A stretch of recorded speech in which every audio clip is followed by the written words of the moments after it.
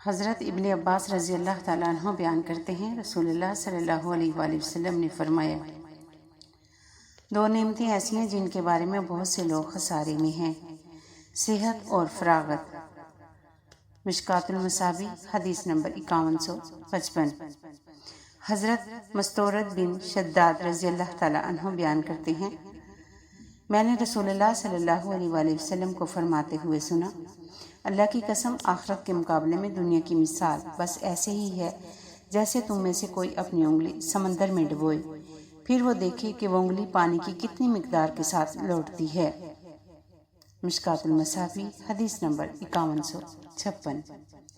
حضرت جابر رضی اللہ تعالیٰ عنہ سے روایت ہے کہ رسول اللہ صلی اللہ علیہ وآلہ وسلم بکری کے ایک چھوٹے کانوں والے مردار بچے کے پاس سے گزرے تو آپ صلی اللہ علیہ وآلہ وسلم نے فرمایا، تم میں سے کون اسے 1 درہم میں لینا پسند کرے گا؟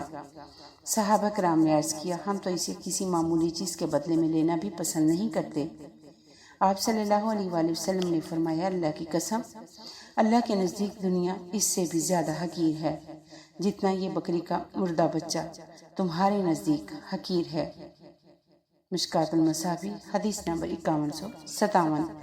حضرت انس رضی اللہ تعالیٰ عنہ بیان کرتے ہیں، رسول اللہ صلی اللہ علیہ وآلہ وسلم نے فرمایا، اللہ کسی مومن کی کوئی نیکی ضائع نہیں کرتا، اس کو اس نیکی کے بدلے میں دنیا میں عطا کیا جاتا ہے اور اس کے بدلے میں اسی آخرت میں جزا دی جائے گی، اور کافر کو اس کی دنیا میں اللہ کے لیے کی گئی نیکیوں کے بدلے میں کھلایا جاتا ہے، حتیٰ کہ جب وہ آخرت کو پہنچے گا تو اس کی کوئی نیکی نہیں ہوگی جس کی اسے جزا دی جائے گی۔